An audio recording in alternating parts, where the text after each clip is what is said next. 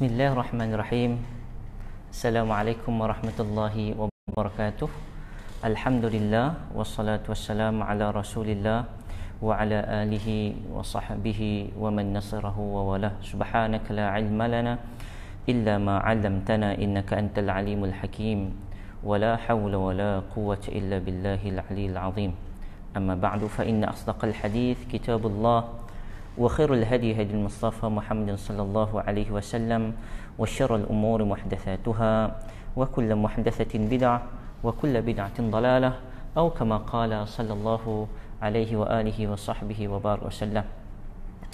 Tuan-tuan yang dirahmati Allah Subhanahu wa taala, ahlan wa sahlan wa marhaban bikum ke Tadabbur Center Ostia Bangi. Kita akan bersama lebih kurang ataupun sejam untuk kita sama-sama menghayati isi kepada buku karangan Dr. Salah Abdul Fattah Al-Khalidi, tajuk dia Itabur Rasul sallallahu alaihi wasallam fil Quran tahlilun wa tawjihun.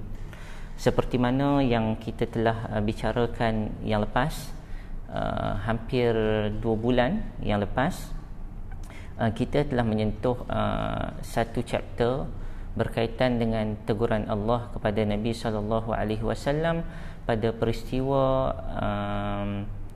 Al-Anfal, pada peristiwa Asra Badrin, peristiwa tawanan perang Badar, yang mana menyaksikan sahabat Nabi ridwanullahu alaihim ajma'in telah memberikan pandangan yang berbeza dalam perihal yang melibatkan nyawa, iaitu pandangan Abu Bakar, pandangan pandangan Abu Bakar, pandangan Umar bin Khattab dan pandangan Abdullah bin Ar-Rawahah.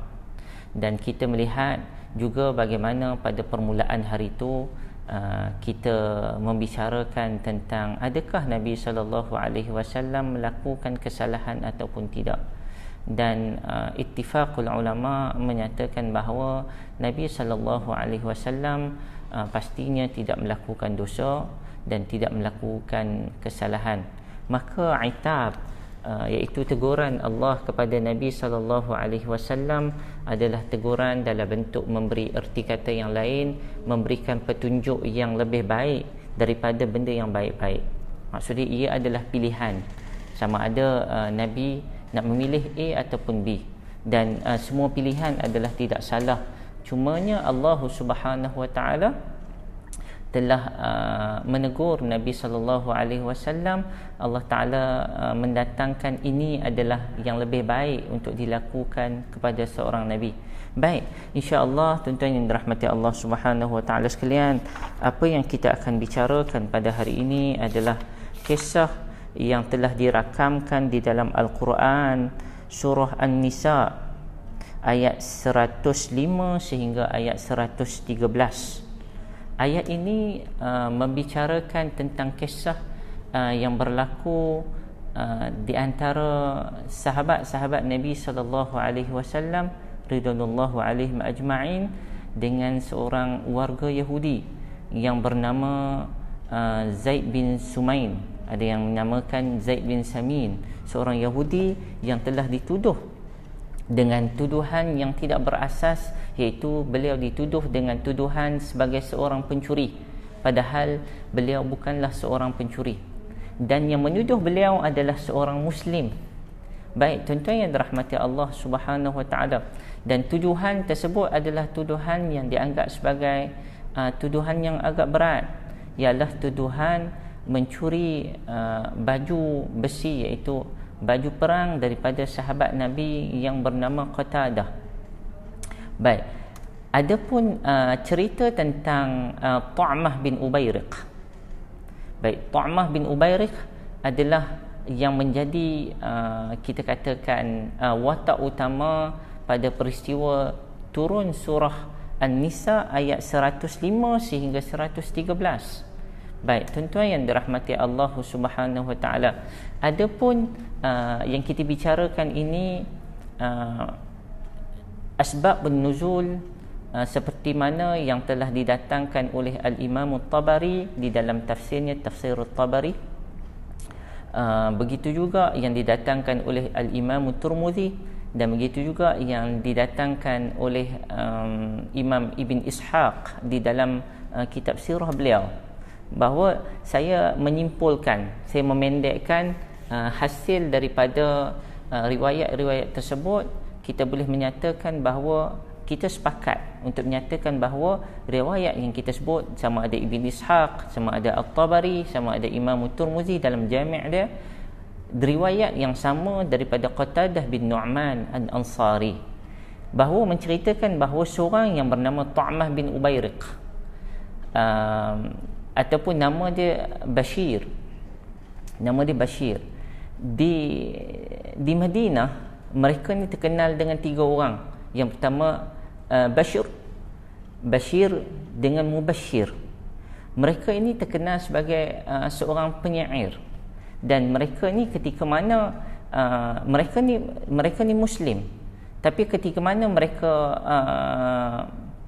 Muslim tetapi mereka sifat kemunafikan tu terlalu kuat, sehingga kan banyak syair-syair yang telah dibuat oleh mereka ini mempersendakan Nabi SAW, dan syair-syair tersebut diketahui oleh Nabi SAW dan diketahui oleh para sahabat. Cumanya mereka berselindung di atas nama Islam, dan apa-apa sahaja justifikasi yang mereka letak oleh kerana mereka Muslim, sepatutnya mereka adalah benar, mereka adalah golongan yang bersama dengan Nabi SAW. Ahlan wa sahlan.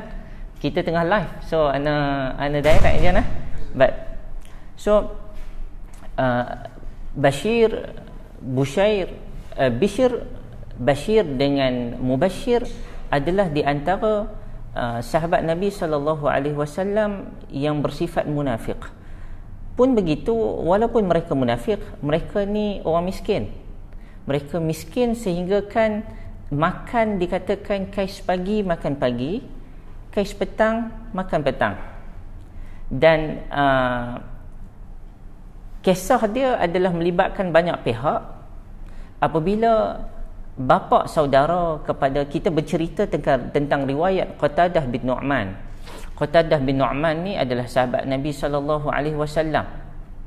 Qatadah bin Nu'man ni ada bapa saudara dia bernama Rifa'ah bin Zaid. Rifa'ah bin Zaid ni mereka ini berjiran dengan Bashir tadi, ataupun Tu'mah bin Ubayriq. Tu'mah bin Ubayriq adalah Bashir.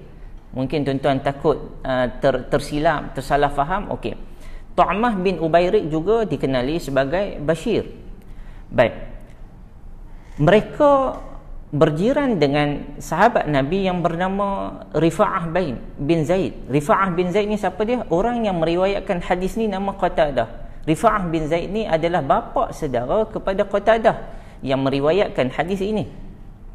Mereka ini pergi berperang dalam banyak siri bersama dengan Nabi SAW, dan di antara perang yang terakhir yang bersama dengan Nabi adalah perang Uhud. Baik. Untuk pengetahuan tuan-tuan yang dirahmati Allah Subhanahu Wa Taala, surah An-Nisa adalah kebanyakan surah yang kita katakan turun selepas daripada tahun yang ketiga Hijrah, bermaksud selepas berlakunya perang Uhud. Maka apa yang dibicarakan adalah peristiwa yang melibatkan, yang pertama orang Islam, yang kedua orang bukan Islam, yang ketiga Nabi SAW sendiri. So 3 watak utama. Sila ahlan wa sahlan. Baik. So bapa saudara kepada Qatadah yang bernama Rifa'ah bin Zaid ni, mereka ini ada satu macam gudang kecil. Gudang ni mereka simpan apa? Satu, mereka menyimpan makanan. Dan menyimpan makanan ni bukanlah makanan yang cepat rosak. Maksud dia simpan tepung, simpan makanan, kalau kita beras, kalau dekat negara Arab sana syair apa dia? Kita terjemah sebagai gandum, lebih kurang gitu. So benda-benda kering macam tu. Dan disimpan juga di dalam gudang tersebut, mereka simpan senjata ketika mana perang. Dan mereka menyimpan di dalam gudang tersebut juga, ataupun tempat simpan tu, bersama dengan itu adalah senjata. Maka bila mereka nak mencuri, yang nama Tu'mah bin Ubayriq, dia ni sebenarnya yang pencurinya. Baik, dia apabila mencuri, dia curi pada waktu malam. Apabila curi pada waktu malam, dia tak tahu, kita tahu zaman Nabi SAW tak ada lampu macam kita, dan pastinya apabila nak mencuri, mestilah pergi mencuri dalam keadaan gelap. Itu adalah lebih secure bagi seorang pencuri. Maka mereka mencuri dalam keadaan gelap di waktu malam dengan tujuan tak pasti sama ada hanya nak mengambil makanan ataupun sekali nak mengambil dengan baju perang dengan senjata-senjata sekali. Maka apabila mereka tarik gundi tersebut ataupun karung makanan tersebut, ada sekali dalam dia senjata dan ada sekali dalam dia baju perang. Dan mereka tak sedar, rupa-rupanya gundi yang mereka tarik tu ada lubang. Mungkin disebabkan oleh senjata tersebut menyebabkan terbuka sikit, ada lubang, leaking sikit, ataupun baju besi tersebut yang menyebabkan leaking, sebab baju pun besi kan. So menyebabkan apabila di siang hari, apabila tengok ada kita katakan ada tanda bahawa apabila dia orang tarik keluar, rupanya dia orang tarik keluar sekali dengan tepung. Maka apabila dah terbocor kita katakan gundi tadi, menyebabkan dia orang boleh ditrace di mana dibawa gundi tersebut. Maka Rifa'ah bin Zaid tadi bersama dengan ahli keluarga dia trace balik dekat mana kita katakan gundi tadi bersama dengan makanan, senjata sekali dengan baju perang tersebut.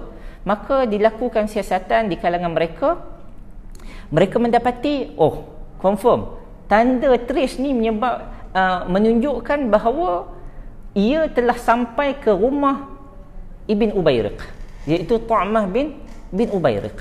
Maka ia menjadi, orang kata, bising, viral. Kalau zaman sekarang semua viral, tak sempat nak siasat, viral dah. Rupanya dulu viral dulu juga. Viral yang menyebabkan benda tersebut tidak dibawa ke muka pengadilan dulu.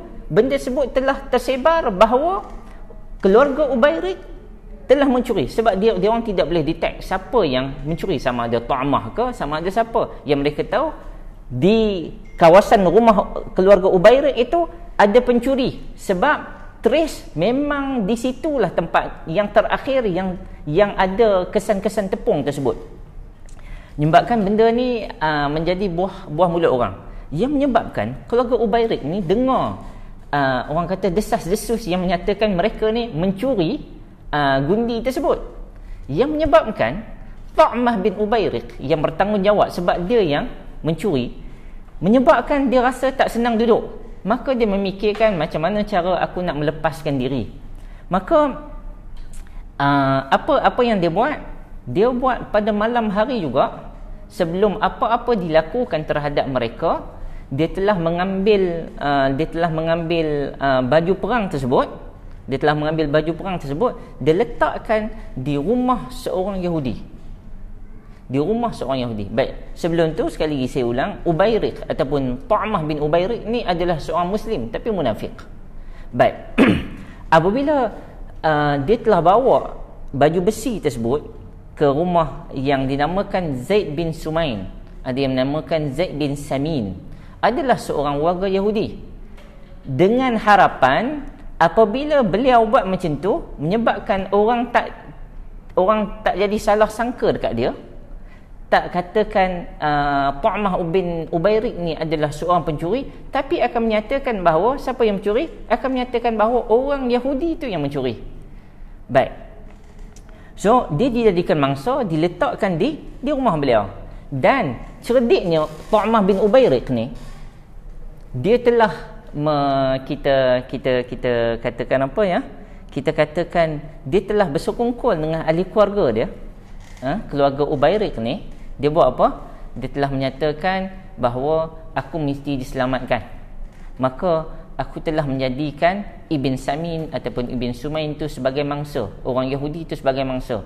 Kita, Ibn Ubayriq, keluarga Ubayriq, mestilah sepakat menyatakan bahawa kita tidak melakukan kesalahan. Sebab apa? Keluarga tadi, keluarga Rifa'ah, pemilik baju besi tu, baju perang tu, kata apa? keluarga Tu'amah bin Ubairik yang curi ni. Jadi mereka melepaskan diri daripada fitnah yang mereka katakan itu fitnah bagi mereka. Mereka letak fitnah tersebut kepada Yahudi, yang menyebabkan dan apabila dah letak baju besi tu, dia orang bersekongkol sekali, dia orang telah orang katakan viralkan berita di seluruh Madinah menyatakan bahawa kami tidak mencuri. Yang mencuri adalah keluarga Yahudi tersebut. Dan tidak cukup dengan itu, mereka nak menunjukkan keyakinan, mereka buat dengan cara yang lagi tersusun, lagi cantik. Mereka pergi berjumpa dengan Nabi SAW, pergi berjumpa dengan Nabi, mereka membela Tu'amah bin Ubairik yang telah viral menyatakan Tu'amah ni curi dan sebagainya, dan minta Nabi SAW membebaskan fitnah. Kata mereka ini adalah fitnah bagi Tu'amah, membebaskan fitnah daripada Tu'amah yang sebenarnya bukan Tu'amah yang buat, yang sebenarnya adalah orang Yahudi itu yang buat. Tapi kebenarannya adalah apa? Kebenarannya memang Tu'amah itu pencuri, tetapi dia meletakkan baju besi tersebut kepada di rumah orang Yahudi tersebut. Dan kita katakan situ Qatadah dengan sahabat-sahabat berjumpa dengan Nabi SAW. Sebab apa? Sebab berlaku satu benda yang menyebabkan sahabat-sahabat tadi bertelagah. Satu, Qatadah ataupun keluarga Rifa'ah bin Zaid ni pergi jumpa Nabi SAW. Dia orang katakan apa? Dia orang kata Tu'amah yang curi, keluarga Tu'amah yang curi, keluarga Ibn Ubairik. Ibn Ubairik pula dia datang dengan keluarga dia jumpa Nabi juga. Jumpa Nabi kata kami tak curi, orang Yahudi tu yang curi. So pihak ni tuduh keluarga ni pula tuduh keluarga orang lain, yang menyebabkan Nabi SAW, baik tuan-tuan, ini adalah perkara yang ghaib, iaitu Nabi SAW tak tengok dengan mata kepala Nabi, dan tidak ada bukti yang kukuh kecuali bukti tepung tadi.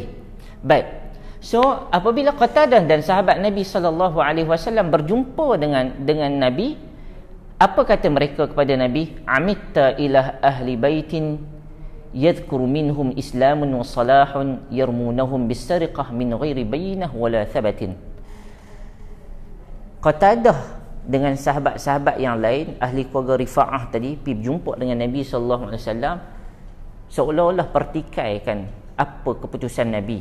Sebab Nabi telah membebaskan Tu'amah bin Ubairik daripada tuduhan yang menyatakan Tu'amah bin Ubairik ni tidak bersalah, dan Nabi menyatakan ya, Tu'amah Ubairik tidak bersalah, sebab Nabi mendapat memberikan hukum berdasarkan apa yang datang pada Nabi SAW.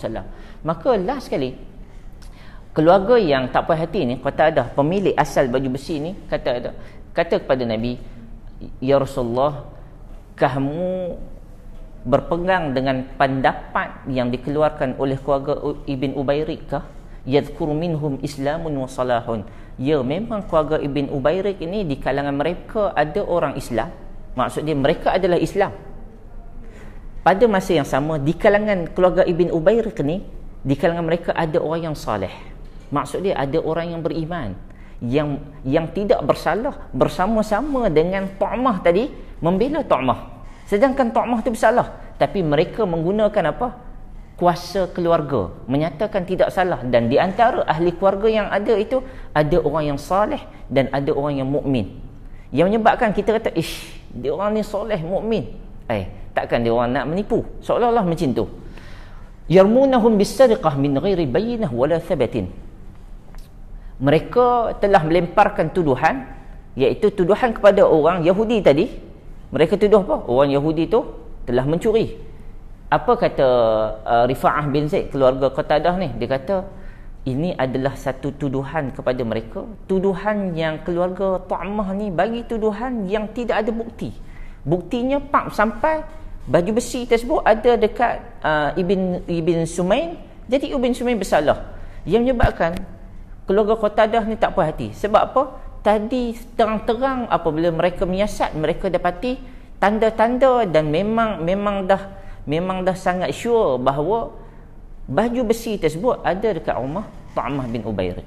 Jadi menyebabkan benda ni menjadi perkara yang menyebabkan Nabi SAW ditegur oleh Allah Subhanahu Wa Taala. Baik tuan-tuan yang dirahmati Allah Subhanahu Wa Taala sekalian, kalau kita tengok ayat yang turun kepada Allah Subhanahu Wa Taala yang menegur ini bermula pada 105 surah An-Nisa sampai 113. Ba'da a'udzu billahi minasyaitonir rajim. Inna anzalna ilaikal kitaba bil haqq litahkuma bainan nas bima arakallah wa la takun lil khainina khasima. Kata Allah Subhanahu Wa Taala selepas pada peristiwa tersebut, apabila Nabi sallallahu alaihi wasallam membela Tu'mah bin Ubairik yang memang bersalah. Apabila Nabi membela dan Nabi membebaskan nama mereka daripada kesalahan dan seolah-olah nak menyatakan bahawa orang Yahudi itu bersalah, Allah Subhanahu Wa Taala menurunkan ayat teguran kepada Nabi sallallahu alaihi wasallam. Apa Allah tegur? Allah kata, inna anzalna ilaikal kitaba bil haqq. Sesungguhnya kami telah menurunkan kepadamu wahai Muhammad kitab Al-Quran litahkuma bainan nas. Kami turunkan dengan membawa kebenaran supaya engkau menghukum bainan nas, di antara manusia. Tak kira sama ada Islam ataupun tidak Islam, Yahudi ke, Nasrani ke, Al-Quran sifat asalnya, asas kepada Al-Quran ialah membawa keadilan untuk semua orang, tak kira Islam ataupun bukan Islam. Bima arakallah supaya menurut apa yang telah Allah tunjukkan kepada kamu melalui wahyu Allah Subhanahu Wa Taala. Wala takun lil khainina khasima. Dan janganlah engkau, kata Allah, engkau Muhammad, jangan engkau menjadi pembela bagi orang-orang yang khianat. Baik, tuan-tuan yang dirahmati Allah Subhanahu Wa Taala sekalian. Baik, jika kita tengok yang saya buat arrow tu, yang pertama Allah kata Allah turunkan kebenaran kepada manusia keseluruhannya, dengan maksud Islam ni datang dalam keadaan kepada kita nak menunjukkan bahawa Islam ini universal. Salah tak salah bukan sama ada dia tu Islam ataupun tidak. Salah tak salah di kalangan manusia, Islam mengiktiraf. Tidak kira dia ni betul ke, dia ni salah ke, dia ni Muslim ataupun tidak, dia adalah Islam. Dia adalah kebenaran. Maksud kata, kalaulah dia bukan Islam tetapi dia membawa perkara yang benar, bercakap benar, maka Islam mengiktiraf akan kebenaran tersebut. Walaupun orang yang Islam itu membawa akan benda yang tidak benar, kita kena menyatakan bahawa ia adalah tidak benar. Sebab isunya zaman sekarang pun sama. Zaman sekarang pada, kalau dia daripada golongan kita, apa yang tidak benar kita benarkan. Kalau dia bukan daripada golongan kita, apa yang benar disalahkan. Apa yang salah memang dikutuklah, tuan-tuan. Baik, tuan-tuan yang dirahmati Allah Subhanahu Wa Taala. Dan Allah kata apa? Wala takun lil khainina khasima. Janganlah kamu semua menjadi pembela bagi orang-orang yang khianat. Baik, tuan-tuan yang dirahmati Allah, kalau kita tengok ayat ni, Allah Ta'ala turunkan ayat ni kepada Nabi. Tapi dekat sini ayat yang keras. Allah Ta'ala kata apa? Jangan kamu menjadi pembela bagi orang yang khianat. Seolah-olah ayat ni turun direct pada Nabi, nak kata, ya Rasulullah, wahai Nabi Allah, jangan kamu menjadi pengkhianat, ataupun jangan kamu menjadi pembela kepada orang yang khianat. Khianat ni apa dia, tuan-tuan? Khianat yang dimaksudkan ialah pengkhianatan khasima ini, lil khainina khasima, ialah pengkhianatan atas kecurian yang berlaku. Curi itu satu pengkhianatan. Jadi Allah kata janganlah kamu membela pencuri sebab ia adalah pengkhianat. Kalau kita membela, bermaksud kita telah membela orang yang khianat. Baik, tuan-tuan yang dirahmati Allah Subhanahu Wa Taala sekalian. So ayat yang datang ni, Allah Ta'ala kata apa? Wala takunil khainin na khasima. Khainin dekat sini, ya, Allah datangkan, Allah sebut dua kali. Satu khainin. Selepasnya ayat 107 Allah datangkan sekali lagi perkataan yakhtanuna. Yakhtanuna pun daripada perkataan khana yakhunu khaunan. Maksud dia khianat. Baik, yang pertama ni Allah datangkan khainin dalam keadaan plural, ramai. Bermaksud Allah tak tujukan direct pada Nabi SAW. Allah tak kata kamu Muhammad pengkhianat, kamu Muhammad pembela kepada pengkhianat. Tak. Tapi Allah datangkan lil khainina khasimah. Maksud orang yang berkhianat ni ialah orang yang menipu Nabi SAW. Satu. Yang kedua, apa yang dia orang khianat, dia orang mencuri. Curi satu kesalahan, satu lagi tipu, satu kesalahan. So Allah katakan pengkhianatan ini tidak boleh dilakukan, dan pengkhianatan ini merujuk kepada bukan Nabi SAW, tetapi merujuk kepada mereka yang telah mengkhianati, iaitu orang yang mencuri yang pertama, dan orang yang menipu. Baik. Seterusnya Allah kata apa? Wastaghfirillah, beristighfarlah kamu kepada Allah. Ini ayat suruhan. Allah kata apa? Innallaha kana ghafurar rahimah. Sesungguhnya Allah Subhanahu wa taala bersifat dengan sifat apa? Bersifat dengan sifat ghafur, pengampun, dan bersifat dengan sifat rahim, bersifat dengan kasih sayang. Baik tuan-tuan yang dirahmati Allah Subhanahu wa taala, kalau kita tengok ayat sebelum dia, Allah Ta'ala turunkan ayat yang pertama ni keras. Satu teguran yang sangat keras. Baik, teguran ini kita tahu bukan direct pada Nabi SAW, tetapi golongan yang telah mengkaburkan hakikat kebenaran, yang menyebabkan Nabi pun tak nampak akan hakikat kebenaran tersebut. Dan ayat yang kedua yang turun ni, Allah Ta'ala kata, dan kamu semua beristighfarlah kepada Allah Subhanahu Wa Ta'ala. Perkataan, kalau tuan-tuan tengok perkataan istighfar daripada perkataan apa? Ghafara. Dan innallaha ghafuran rahimah. Sesungguhnya Allah itu Maha Pengampun. Daripada perkataan apa tuan-tuan? Ghafara. Root word dia, ataupun dalam bahasa Arab kita panggil jazar, kalimah root word dia daripada perkataan ghafara. Yang pertama Allah Ta'ala kata, mintalah ampun kepada Allah. Kemudian Allah kata, sesungguhnya Allah Subhanahu Wa Ta'ala Maha Pengampun, Maha Pengasihani. Baik, dalam Quran Allah sebut ghafuran rahimah ataupun ghafurun rahim.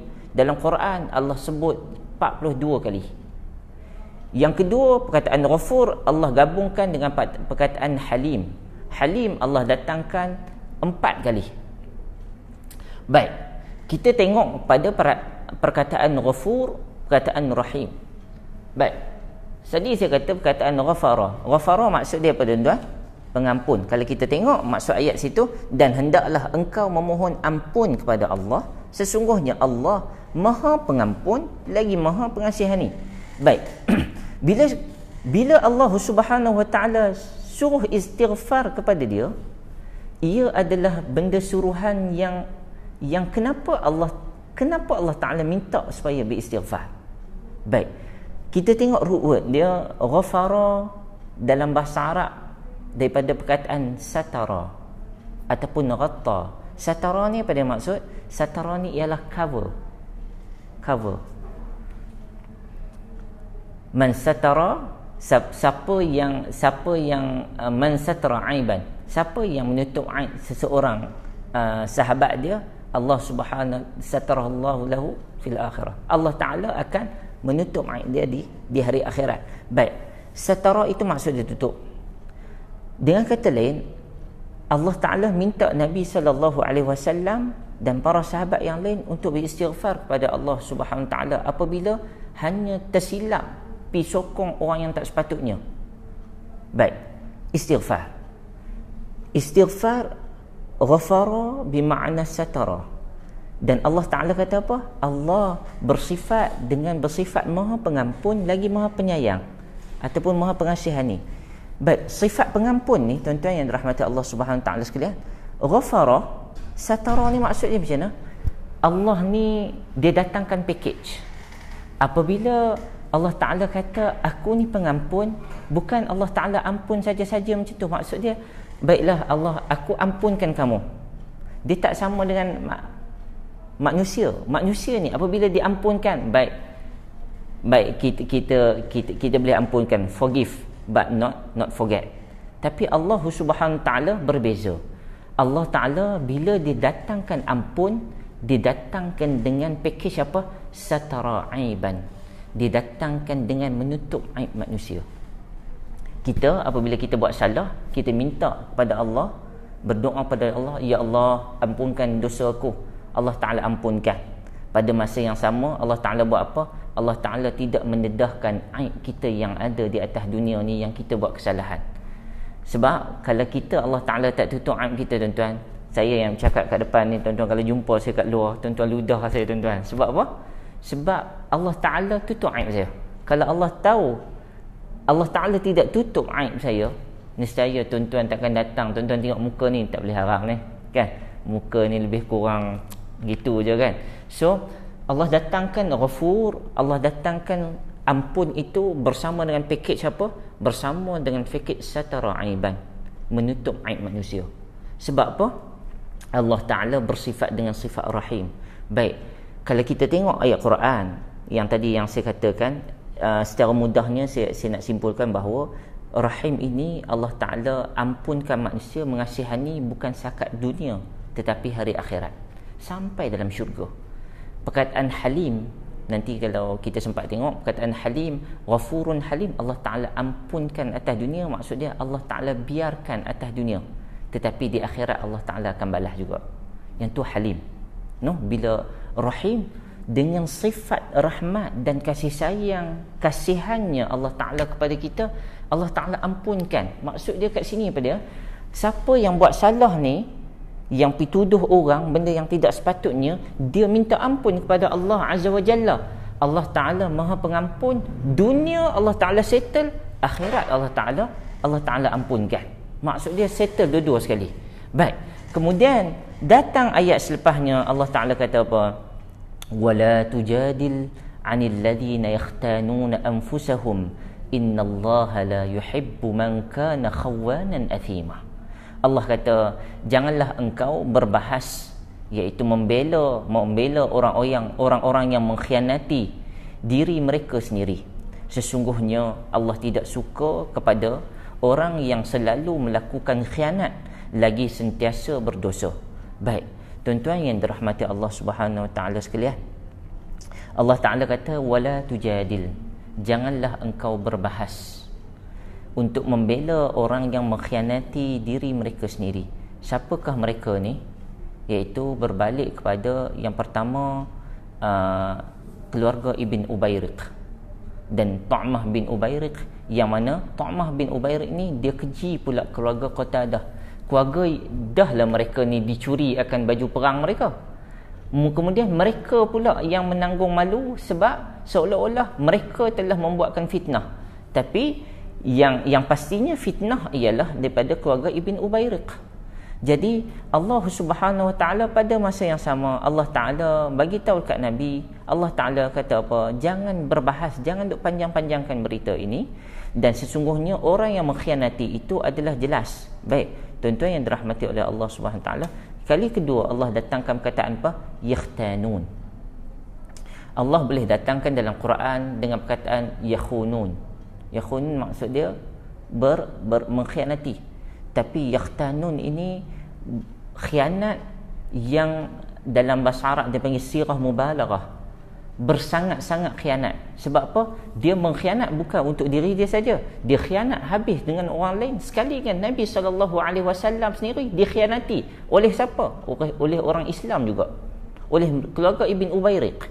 Innallaha la yuhibbu man kana khawanan athima. Sesungguhnya Allah tidak suka kepada orang yang selalu melakukan khianat lagi sentiasa berdosa.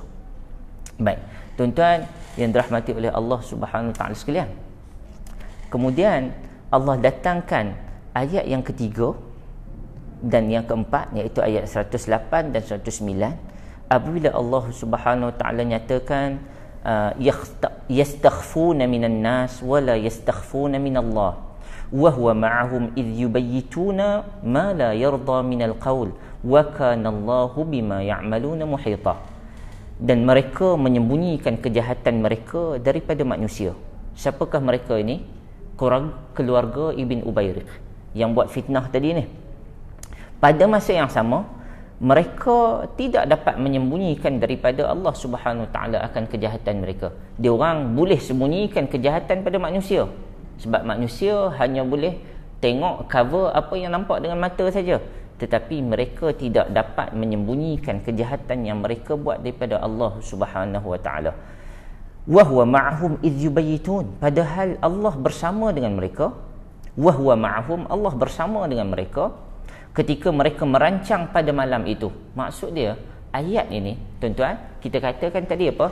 Ayat ini turun selepas Nabi SAW membela Tu'mah bin Ubairiq. Kemudian barulah turun ayat ni kepada Nabi SAW. Maksud dia apa dia? Maksud Nabi pun tak tahu akan perihal yang sebenar. Keadaan sebenar Nabi tak tahu. Sehinggalah Allah Subhanahu Wa Taala bagi tahu, baru Nabi tahu. Baru Nabi tahu apa dia? Yang pertama, mereka kata apa? Yang pertama Allah kata apa? Idh yubayyituna ma la yarda minal qaul. Yang pertama, mereka merancang buat pada waktu malam. Maksud dia Allah bagi tahu modus operandi mereka buat kecurian ni bila? Pada waktu malam. Ma la yarda minal qaul, kata-kata yang tidak diredai oleh Allah Subhanahu Wa Taala. Sebab apa dekat sini sebut qaul? Sebab apa sebut kata-kata? Sebab mereka telah menggunakan kata-kata mereka melalui hujah lisan mereka bawa kepada Nabi, meyakinkan Nabi SAW bahawa bukan mereka yang buat, tetapi yang buat itu ialah orang Yahudi. Al-qaul, Allah sebut qaul, hanya semata-mata mereka menggunakan hujah apa? Menggunakan hujah kata-kata saja telah menyebabkan orang ramai yang tertipu. Wa kana Allahu bima ya'maluna muhita. Dan ingatlah, Allah sentiasa meliputi pengetahuannya akan apa yang mereka lakukan. Baik, dekat sini Allah Ta'ala sebut apa? Yastakhfun. Satu, Allah Ta'ala kata mereka boleh sembunyi pada manusia, sebab manusia terhad, panca indera manusia terhad, hanya boleh judge orang melalui panca indera sahaja. Yang kedua, wala yastakhfuna minallah, tetapi mereka tidak dapat menipu apa yang mereka tipu manusia. Pada masa yang sama mereka tidak dapat tipu Allah. Wa huwa ma'ahum, sebab Allah sentiasa bersama, Allah sentiasa hidup, Allah sentiasa memerhati mereka. Idh yubayyituna ma la yarda, ketika mana mereka buat kerja itu pada waktu malam. Tuan-tuan, sirah ataupun ayat ni datang yubayyitun dengan kalimah yubayyitun, maksud dia bukan Tu'mah bin Ubairiq yang buat kerja ni seorang, tetapi dengan orang yang bersama dengan dia. Maksud dia ahli keluarga yang bersama dengan dia juga buat untuk apa? Asalkan nak membebaskan keluarga Ibn Ubairiq daripada diberikan kata-kata yang tidak baik di kalangan orang Islam. Baik, kemudian Allah Subhanahu Wa Taala kata apa? Ha antum haula jadaltum anhum fil hayatid dunya faman yujadilullahu anhum yaumal qiyamah amman yakunu alaihim wakila. Allah Ta'ala bagi tahu dekat para sahabat. Allah Ta'ala seolah-olah bagi amaran. Allah Ta'ala kata apa? Ha antum haula, sedarlah kamu wahai orang-orang mukmin, jadaltum anhum fil hayatid dunya, adalah mereka yang kamu telah berhujah tadi, mereka itu telah menyimpang daripada kebenaran, dan hujah yang kamu bawa pun menyimpang daripada kebenaran. Sebab apa? Kamu telah berhujah membela mereka orang yang bersalah, iaitu Tu'mah bin Ubairiq. Walaupun Tu'mah bin Ubairiq adalah seorang Islam, tetapi dia bersalah, tapi kamu membela dia. Allah kata apa? Sedarkah kamu wahai orang mukmin, kamu telah membela mereka ini di atas dunia, maka sanggupkah kamu wahai orang yang sama, orang mukmin, untuk membela mereka di hari akhirat nanti daripada azab yang diseksa daripada Allah Subhanahu Wa Taala. Ini adalah ayat yang kedua, amaran kepada Allah, amaran kepada Rasulullah sallallahu alaihi wasallam, dan amaran kepada sahabat-sahabat Nabi sallallahu alaihi wasallam. Sebab apa? Sebab yang ni dah ramai dah yang bersama dengan sahabat-sahabat yang lain membela Tu'mah bin Ubairiq.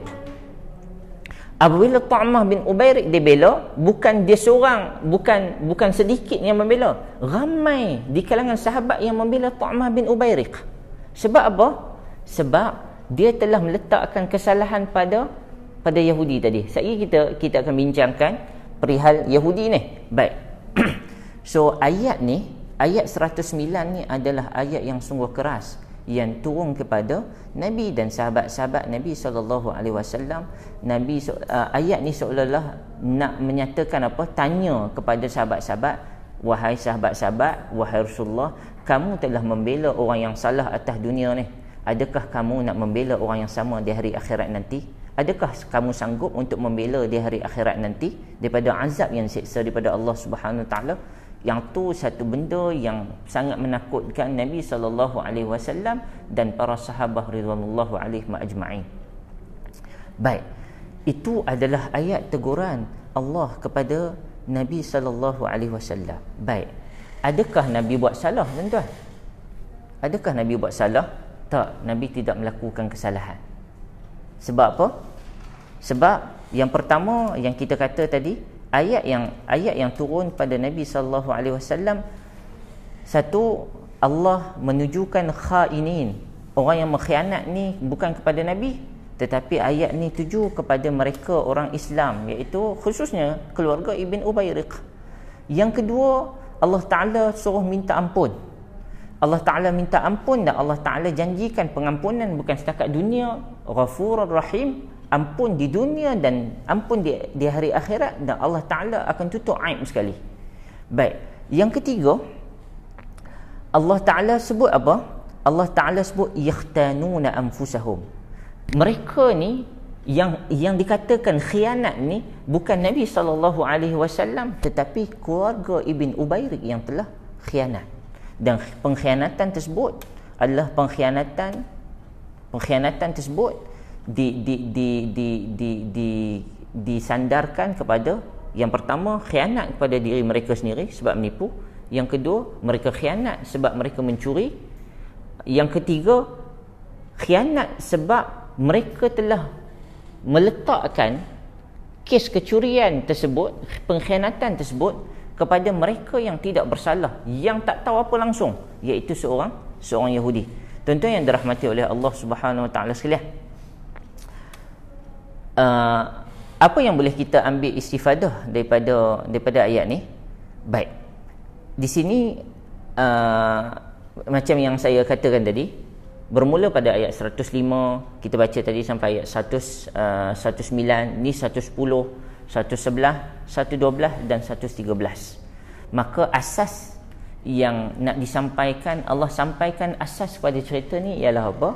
Allah sampaikan pengajaran pada ayat 111, iaitu Allah Subhanahu Wa Taala menyeru sekali lagi supaya manusia bertaubat kepada Allah Subhanahu Wa Taala, iaitu orang mukmin bertaubat kepada Allah. Allah Taala kata apa? Wa man ya'mal su'an aw yadhlim nafsah thumma yaghfirillahu yajidillahu ghafurur rahima. Dan sesiapa yang melakukan kejahatan atau mengianai dirinya sendiri dengan melakukan maksiat, kemudian mereka memohon ampun kepada Allah, nescaya mereka akan mendapati Allah Ta'ala Maha Pengampun lagi Maha Pengasihani.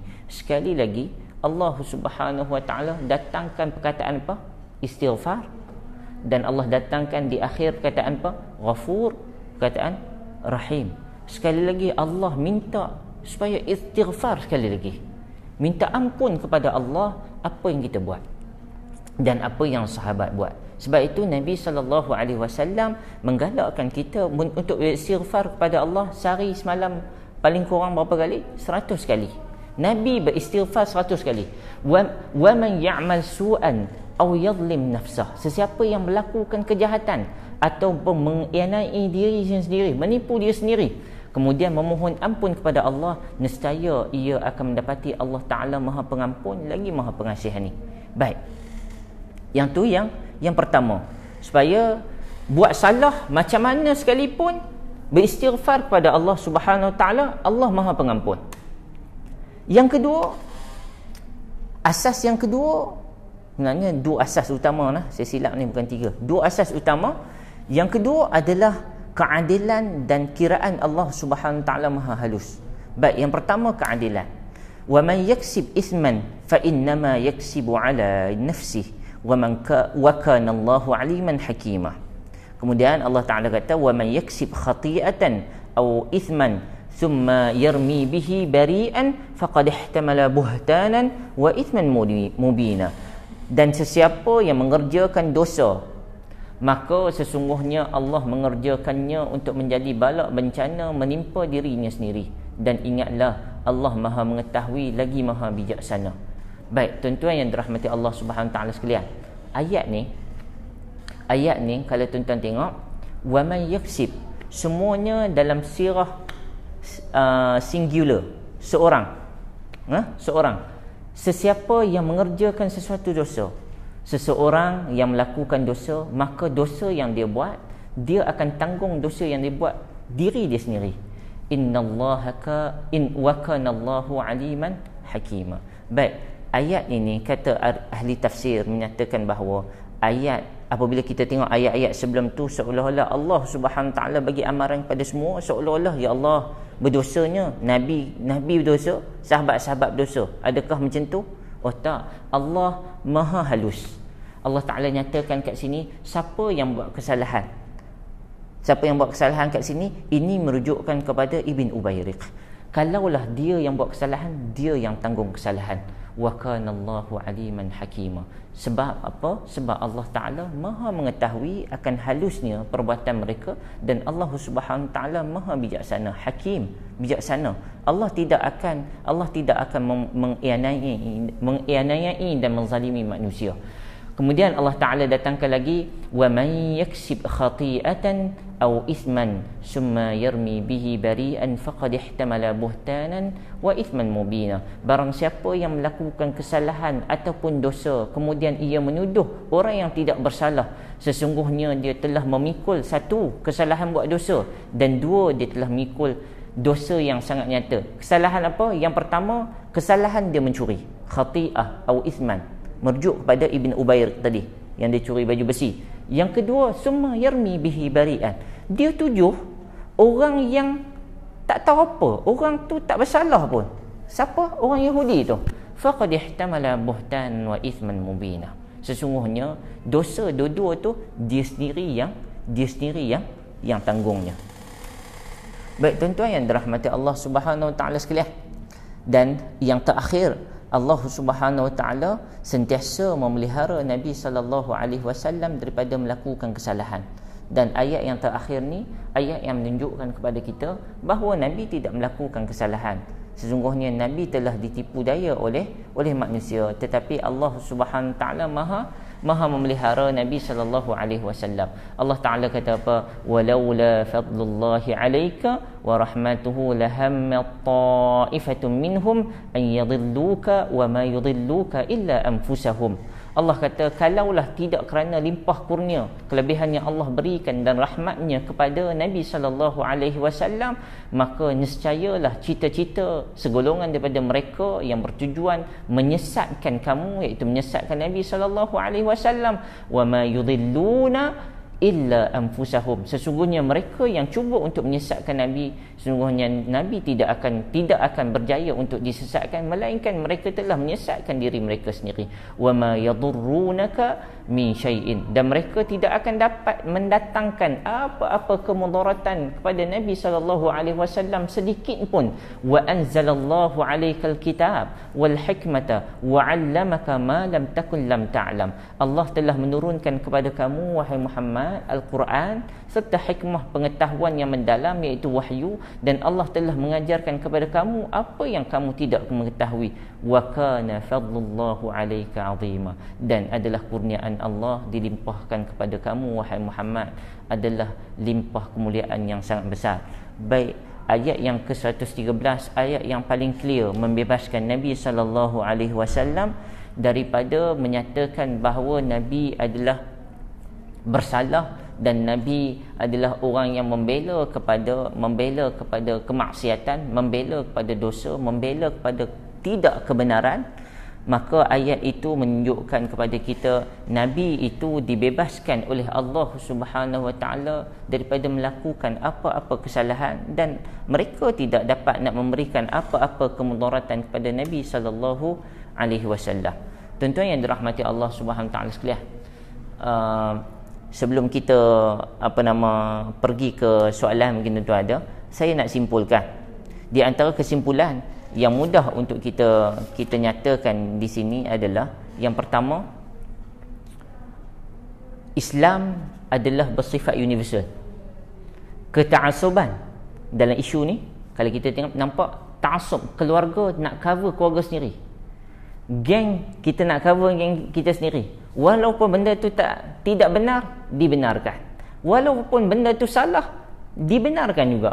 Maka keta'asuban sentimen keluarga ni, sebab kalau kita tahu di tanah Arab sentimen kekeluargaan sangat tinggi.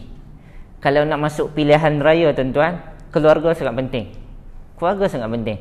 Kalau keluarga Al-Khalidi, contoh, kalau keluarga Asy-Syudaifat, yang ni nama keluarga yang ada kat Jordan lah, yang sebut, keluarga tu yang paling besar, berkemungkinan besar untuk mendapat kemenangan dalam pilihan raya sangat kukuh. Baik, sama kita kadang-kadang dia tu kawan baik kita, tapi dia buat salah. Oleh kerana dia kawan baik kita membenarkan. Islam tidak begitu. No? Keta'asuban, sentimen kekeluargaan dan kumpulan itu boleh membutakan kebenaran. So, satu nak sebut kepada kita, ini benda yang common. Bermula pada zaman Nabi SAW lagi pun dah ada benda ni. Baik. Yang kedua, nak sebut kepada kita, Nabi SAW berijtihad kerana tiada wahyu daripada Allah Subhanahu Taala. Baik, peristiwa asal ialah apa? Peristiwa asalnya kita tahu Nabi apabila Tu'mah datang dengan ahli keluarga dia, convince Nabi bahawa Tu'mah tidak buat kecurian ni, dan yang buat curi itu adalah orang Yahudi tadi. Menyebabkan apa? Nabi sokong. Sebab apa? Terang tang-tang bahawa adanya baju besi ada dekat rumah orang Yahudi tersebut, dan Nabi berijtihad. Sebab apa? Tidak ada wahyu daripada Allah Subhanahu Wa Taala. Baik. Yang ketiga, peristiwa ni bukti tak jelas. Siapa yang curi tak jelas. Siapa yang curi tak jelas, sebab perkara ni adalah perkara yang ghaib, yang menyebabkan Nabi SAW pun tak tahu akan siapa sebenarnya pencuri asal ni. So Nabi tak tahu. Apa yang datang kepada Nabi adalah apa yang Nabi SAW dengar. Maka dalam satu hadis riwayat Al-Bukhari, Nabi SAW pernah didatangkan dalam beberapa peristiwa, dan di antaranya Nabi sebut apa? Nabi kata, innakum takhtasimuna ilayya. Hadis riwayat Al-Bukhari. Sesungguhnya kamu semua bergaduh, berkelahi ini, berselisih pandangan, dan kamu datang kepada aku. Seolah-olah nak menyatakan Nabi menjadi hakim. Nabi nak menjadi hakim. Wa innama ana bashar. Nabi kata apa? Aku pun manusia juga macam orang lain. Kemudian Nabi kata apa?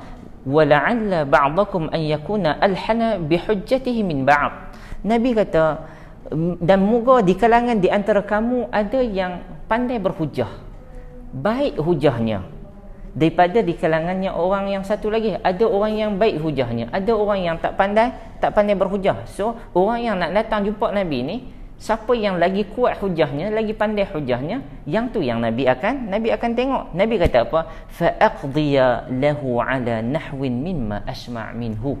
Nabi kata, sesungguhnya aku ni akan menjadi qadhi, ataupun aku akan membuat keputusan berdasarkan kepada apa yang aku dengar. Apa hujah yang kamu dengar, aku rasa hujah tu lebih kuat, maka datang pada aku hujah tu. Orang tu bawa lebih baik hujah, maka aku akan menerima hujah tersebut. Maka apa yang berlaku kepada Nabi SAW adalah sedemikian rupa. Kenapa Nabi SAW membebaskan Tu'mah bin Ubairiq? Kerana hujah yang dibawa adalah hujah lisan. Sebab waktu tu tidak ada bukti-bukti yang jelas menyatakan bahawa mereka ini mencuri. Baik tuan-tuan yang dirahmati Allah Subhanahu Taala, yang terakhir, Rasulullah tidak melakukan apa-apa kesalahan, dan keputusan yang dibuat adalah berdasarkan kepada hujah yang dengar, yang kita katakan tadi. Baik tuan-tuan yang dirahmati Allah Subhanahu Taala sekalian, yang ditempoh hampir 1 jam, kita membicarakan tentang satu peristiwa je. Peristiwa apa? Peristiwa membela orang yang tidak sepatutnya untuk dibela walaupun dia adalah seorang Muslim. Dan Allah Subhanahu Wa Taala membela siapa dekat sini? Allah Taala membela seorang Yahudi walaupun dia seorang Yahudi. Tetapi oleh kerana dia tidak melakukan kesalahan, maka Allah Subhanahu Wa Taala bagi tahu dekat Nabi sallallahu alaihi wasallam, orang Yahudi tersebut adalah bebas daripada melakukan apa-apa kesalahan sebab memang tidak bersalah. Sebab apa tuan-tuan? Sebab sentimen. Sebab apa? Bila sebut Yahudi, zaman Nabi sallallahu alaihi wasallam kita tahu apabila Nabi berhijrah pada Mekah ke Madinah, bermulanya kemunafikan, bermulanya pertentangan yang kuat, bermulanya perseteruan yang berbagai jenis daripada dalam dan sebagainya apabila adanya orang Yahudi. Dan kita tahu kalau tuan-tuan baca ada satu kitab karangan Dr. Salah Abdul Fattah Al-Khalidi, dia tulis Syakhsiyah Yahudiyah, karakter orang Yahudi ni. Kalau tuan-tuan baca Quran fatrah Makkiyah, ayat Quran yang diturunkan di Mekah sebelumnya hijrah Nabi, tidak ada kalam yang menyebut tentang Yahudi, tak ada. Hanya sebut dalam Quran Bani Israel. Tapi apabila Nabi sallallahu alaihi wasallam berhijrah ke Madinah, ayat berubah. Allah datangkan dengan ayat Quran, Allah tak sebut Bani Israel, tapi Allah sebut Al-Yahud. Dan mungkin nanti kita boleh bincanglah kitab tu, cumanya nak sebut kata di kalangan Bani Israel ada orang yang beriman. Dan Al-Yahud ni adalah nama yang khusus yang kita katakan dalam buku Syekh Salah Abdul Fattah Al-Khalidi dulu, kalau kita baca apa yang nak disampaikan ialah apa yang kita tengok sifat-sifat yang ada pada mereka ialah sifat Yahudi yang jahat ni ialah As-Sahyuni lah, Zionis. Maka apa yang saya nak beritahu dekat sini tuan-tuan ialah, bukan saya nak beritahu lah, apa yang ayat Quran ni nak beritahu kat sini. Yang pertama, kita jangan terlalu cepat nak judge berdasarkan kepada sentimen. Oh, dia orang Yahudi, mesti salahnya. Oh, dia orang Cina, dia ni mesti jahatnya. Tuan-tuan, salah tuan-tuan. Sebab apa? Islam datang dengan penuh harmoni. Islam datang, yang penting mendatangkan al-bayyinah. Mendatangkan apa? Mendatangkan bukti. Kalau kita tengok para nabi, kan, para nabi apabila tuan-tuan tengok sinopsis sekarang ni sampai juzuk yang ke-11, kan, esok juzuk yang ke-12, hari ni juzuk yang ke-12, kita post setiap hari. Kebanyakan Nabi alaihi wassalatu wassalam, apabila dia datang untuk memberikan dakwah, akan ditanya kepada dia apa? Al-bayyinah. Ditanya pada dia apa? Bukti. Apakah bukti kebenaran? Itu bermula daripada zaman Adam alaihissalam sampai zaman Nabi sallallahu alaihi wasallam. Adakah kita tak nak ikut seperti mana para nabi buat? Dan Nabi sallallahu alaihi wasallam tunjuk kepada kita, yang pertama kena ada apa? Kena ada al-bayyinah, bahawa kebenaran itu tidak terbina di atas agama seseorang, tetapi kebenaran itu adalah milik semua. Tuan-tuan yang dirahmati oleh Allah Subhanahu taala, itu apa yang saya boleh simpulkanlah daripada apa yang ditulis oleh Syekh Salah Abdul Fattah Al-Khalidi. Sekali lagi saya promote lah, tapi dia tak ada terjemahan lagi tuan-tuan. Kitab ni kat Malaysia Aitabur Rasul, ni kitab asal dia. Aitabur Rasul sallallahu alaihi wasallam fil Quran tahlil wa tawjihun. Aitab ni maksud dia teguran Allah kepada Nabi sallallahu alaihi wasallam. Yang ni kita baru masuk teguran yang kedua. Kalau hari tu kita ada teguran yang pertama, mungkin tuan-tuan boleh tengok dalam page semula untuk tengok teguran yang pertama, dan kita bincang sedikit tentang Nabi ni seorang maksum. Bila maksum pastinya tidak melakukan kesalahan. Kenapa Allah tegur Nabi? Tak salah, tegur. Kenapa? Kan? So saya ambil hari itu, yang pertama kita bincangkan tentang Asra Badrin, tentang tawanan perang Badar. Tawanan perang Badar, apa yang kita bincangkan adalah berkaitan dengan nyawa. Sebab Umar minta apa? Minta bunuh tawanan perang. Apa nama? Abu Bakar kata apa? Abu Bakar kata, ya Rasulullah, mereka ni ahli keluarga kamu, takkan kita nak bunuh, kita bebaskan mereka, bayar fidyah sekian, kita bebaskan mereka. Itu lebih bersifat rahmah, kan? Itu bersifat kasih sayang.